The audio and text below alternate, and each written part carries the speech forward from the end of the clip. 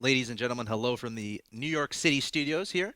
My name is axeltoss. I am joined by axslav. You're watching the Winter Season Showdowns, Day 1, Match 1. The winner of every single best of 5 you're going to see on broadcast is going to Dallas, all expenses paid. Currently, we're watching a best of 5 between Parting and Fantasy. Before we get into that, though, I have a quick favor to request of those of you who use the internet.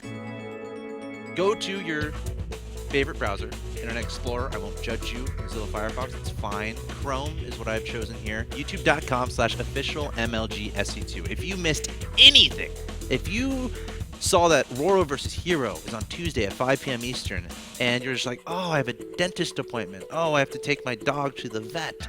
Don't worry, because about an hour or two after that stream is done, the VOD will be right here. You heard that from me, I promise. If it's not, you can yell at me. I'm axeltoss, so just blame me for all that. But we have 2K subscribers right now, and Call of Duty has about 8,000. I want to beat that by the end of the week, but I'm going to need your help. So you're going to have to go to youtube.com/officialMLGSE2, hit that subscribe button, and every single time a new video is uploaded, you will have you'll be notified, so you won't miss anything. Also, rules of engagement, VODs from that are here as well. This one was especially exciting to watch. The Hellbat.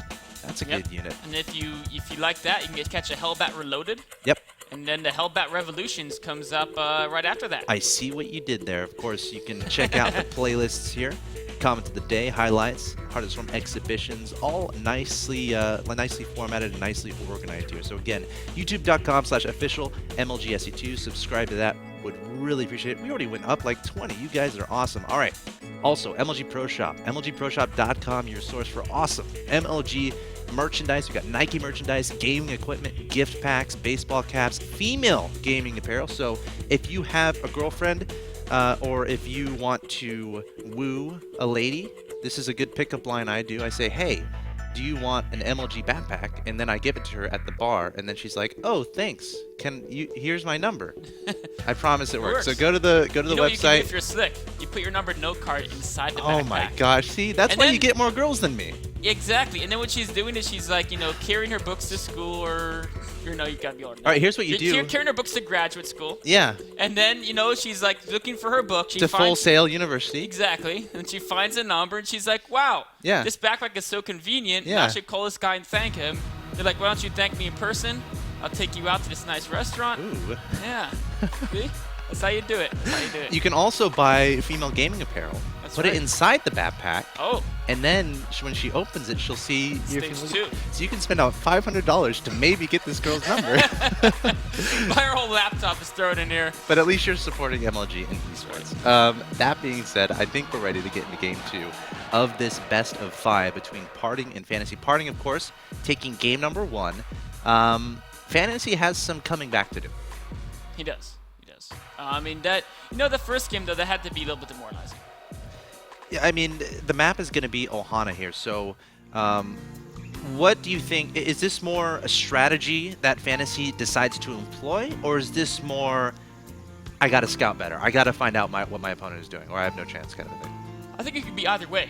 He could say, I got to pay a little more attention on my scouting, or he could say, you know what, let's just do a gas opening, put the offense early on, so he's got to be the one worried about different threats, not me. And in the beta, that might be the better way to play. Once you've well established all the different threats that can face you and you figured them out very, very well, then the expansion builds are always the best. Well, pretty much, not always. But early on in the beta, getting out some early harassing units, putting on some early pressure could often be great because there's so many potential ways to do it, your opponent will probably not be ready for the way you choose. All right, here we are in the game. This is game number 2 of this best of 5 in the bottom right-hand location. We have the player who is currently up 1-0 in this best of 5. He is 2 wins away from securing a spot at the MLG Winter Championships in Dallas on March 15th. He's the player from SK Telecom T1. He is Parting. His opponent in the top left-hand location, currently down 1-0, but he's been behind often, and he's been able to come back and win plenty of times. No stranger to the big stage, no stranger to important games and important matches. He's also from SK Telecom T1. He has a paw print, looks like a Dalmatian next to his command center. He's Fantasy. You must, it's right at the entryway. Maybe that's where you wipe your feet. It's one of those nice mats. That's yeah, actually it's a nice little mat where you But clean your command feet. centers never really, SCVs never really go back inside, do they? So why would you wipe your feet coming out? That's a good question. All right, I just destroyed your logic. You destroyed my logic. Yes! I had a beautiful idea. and it just I'm was sorry, ruined. Nick. I should have let you go. Well, no, with how it. about this? Okay. When Fantasy wins the game, the SCV's got to go home. Maybe. You just don't I have see a better it because argument. the game ends. I have a better argument for you. Okay. Let's hear it. When that's not normal, that can load up SCVs. You're right. So You're right. there you go. I like it. Why do I defeat myself? Whatever. All right. So Fantasy opening up with I like what he did Fast here. Command Center, followed up by, it looks like 2 barracks there. This is my kind of player. Your kind of player. You expand, you lose 1 base soul, and you're like, you know what? I'll do it again. I didn't expand fast enough. Oh, That's the logic. I like it. The 1 barracks expand didn't pay off fast enough. I gotta get more units out by the 8-minute mark for that Yeah. timing. So I need to get the command center faster. I mean, if we think about it, it takes a while for that push to come across the Oh, field. it does. This is Like a better 2 build. Void per Rays se. out of a Stargate? Oh yeah, it was at least 8 minutes. Yeah. I forget to check the exact timestamp, but Oh. somewhere around 8 minutes. This probe is trying to hide. Uh-oh. Fantasy, are you going to scout this Stargate, mister? It looks like Parting thinks... So he scout... Go ahead. I'm saying, you know, Parting's one of those guys who's known for, like, picking a build, figuring it's the best build, and always doing that same build and getting it so streamlined. Yes. I think that's what we're seeing here. We've seen that with his 2 base Immortal in versus Zerg. It's almost unstoppable because it's all he does. So he's so good at doing it. And I think now we're seeing the same thing, potentially, seeing the same thing here, that he thinks in Heart of the Storm, the 1 base Void Rail in may be the best build. It's just so strong. The best way to play is get so good at it that even if your opponent knows it's Scouts coming, it. It's like they can't stop do it. anything about it. Yeah, The great thing about Void... You know, this could be Oracles, it could be. now that we're talking about this. Ooh. It is. Oh, this is what I wanted to see in game 1. Oh, some micro on the Stalker there, Oh, up at the front. yeah. Party trying to get something done, but wow, look at this. Only 2 shots on that Marine. That the Stalker took some damage. Fantasy with some great stutter stepping. Yeah. Fantasy has phenomenal micro, of course. He has a wealth of experience playing the Terran race without any stretch of the imagination, so his micro is going to be phenomenal, especially in the early stages when you don't have that many units to micromanage. You can make it look that much more fancy. Now, I'm a little bit... I don't know. Fantasy could have scouted this Stargate pretty easily. The SCV was in Parting's base when Parting put down that Stargate. So I'm a little bit scared right now. I'm a little bit sad as well that Fantasy did not scout this, because I could see these Oracles do a lot of damage if not scouted. Okay, 2 Oracles in a middle line will Oh, just... It'll evaporate. I learned the hard way. I'm like, you know what? It's okay. I'll keep mining. They're just little spheres. They're going to run out of energy, right? Yeah, right? they're going to run out of energy. It costs energy for them to kill units, so they're going to run out. It's going to stop. It's going to stop. No. Well, Your SCVs will keep dying. It does stop. They can't actually finish off the Eventually. orbital. Well, The problem is it stops you've after already they've lost killed. 20 SCVs. Exactly. He's coming in here now. Let's see how Fantasy reacts. Parting going straight to the middle line of Fantasy. Is he going to pull his SCVs? Hasn't so far. He's like, oh, those are just Oracles. No big deal. But look at all the SCVs. It's a massacre. Dying incredibly fast. Marauder charging forward. He can't shoot up. Requesting the backup from those Marines. They're going to charge forward and target down the Oracles. But look at how many SCVs have already been killed. Nice stutter stepping from Fantasy, though, and a little misstep by Party. Lost one of them. Oh, he's going to lose this one, too. Is he? Oh, Yeah, he's got he it cornered. absolutely is. It's cornered. Oh, it's too fast. It's too fast. Those things are fast. They are really fast. Okay, there is a turret in the National Expansion, and there's another Oracle heading in it's from the south. But it's going to get taken out right Oh, away. no. Okay. Oh, that Oracle does get away. Okay, let's take tab of things. 18 workers killed. You know what, though? He lost 2 Oracles. He's up 34 to 20 in Harvesters. He's got an expansion. He's going to transition, but that's a good point. He did lose 2 Oracles. Worth it? Units It's lost so tab hard to says no. Or yes, actually. Yes, it says yes.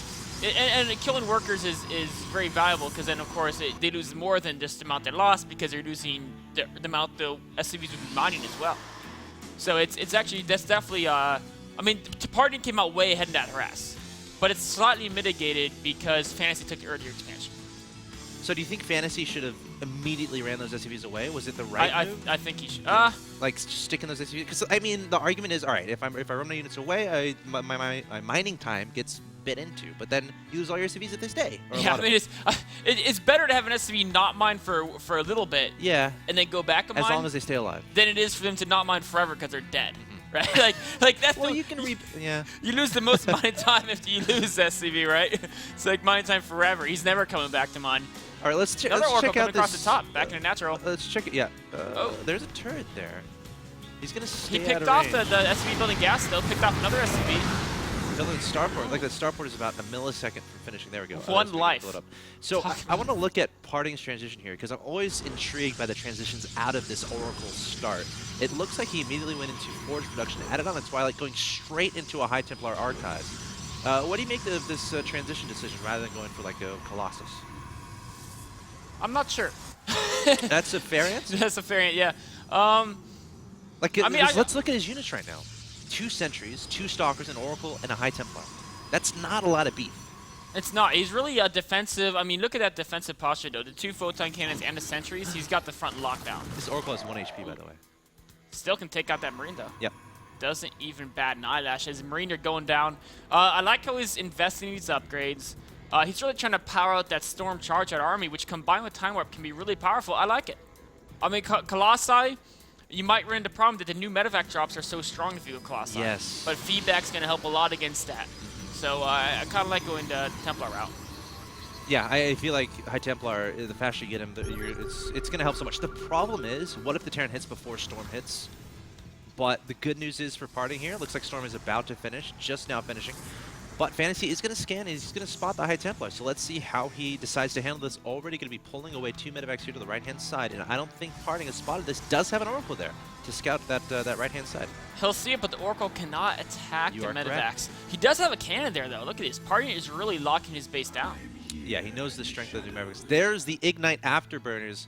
Heading over to the main base from Fantasy, hitting that D button, dropping the Marines. Stalker's coming forward to try to deal with this. The medevac's going to be microed away. The weakened one in the back. There's the Photon Overcharge onto the Nexus of Parting, but Fantasy has so many Marines here, and Parting's going to have to pull some of his High Templars back. He does, but this is a one-way trip for many of those Marines. D. The medevac! Hit D! Ooh, or B. It's B? It's B. That's B. Oh, he's going to get the Oracle, though! Oh! Doesn't need an Oh. Oracle. Nice snipe there from Fantasy. You know, I might say... I like that little play. I don't know who came out on top there. He lost a full medevac of guys, but he killed like 1 or 2 gateway units. He got the Oracle. He got some probes. Yeah, he got like a couple probes. Actually, probes. exactly a couple probes. Yep. Yeah, I mean, about roughly even, I'd say. And he does have the 3rd base up and operational, so he's going to have the economic advantage. But unfortunately, he's going to be down in upgrades by quite a bit with that double forge coming out of Parting. He doesn't even have his armory done yet, just starting it. And he doesn't have any ghosts on the way either. Yeah. Just now starting to ghost cat it. So that means that there's going to be a period here where Fantasy is not going to have ghosts. So does Parting try to decide to exploit this timing? I mean, I feel like 2-2 push here before the ghosts get out in supreme numbers could be effective, but then you got to wonder, okay, his 3rd base is coming up. Should I just wait for Colossus and maintain my upgrade advantage and, let's say, just try to do some harassment here or there? He might do both. You know, he may just try to do something where using the strength of Storm, he's going to try to deny his opponent's 3rd base. He's moving in here. Fantasy's moving out to meet him. Fantasy's stimming up all of his units here. Has to be careful of those High Templars. No ghosts in this army. No ability to EMP any High Templars. Thankfully, they're a little bit slower, so they're going to be in the back.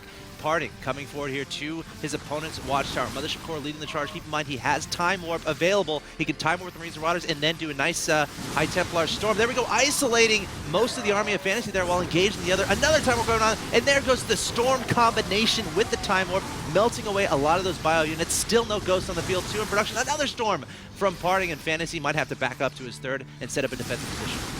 Oh, massive storm there. Force fields Great as well. Force fields. Units you cannot leave. Fantasy's And army just eviscerated GG. there. Wow. Great army control there from Parting. 121 to 99 on that supply count as that game was ending. Parting with some phenomenal... Of course, it kind of started with a very quick transition in the High Templars after opening up with the Stargate play. It's a little bit risky because, again, you're left with not a terrible amount of, like, not a lot of units on the field, but he did enough damage with Oracle where I felt like Fantasy just couldn't justify doing a push. Because it wasn't possible, really, because his economy was in shambles. He just had to recover. Exactly. I mean, he couldn't really pull many SCVs to support a push. That's really the only push you're really afraid of. As long as you have that Photon Overcharge, you've got the cannons, you've got the force fields, any pure bio push can get picked apart. You know, maybe they have a ton of SCVs to buffer against the Photon Overcharge and the cannons. Yeah.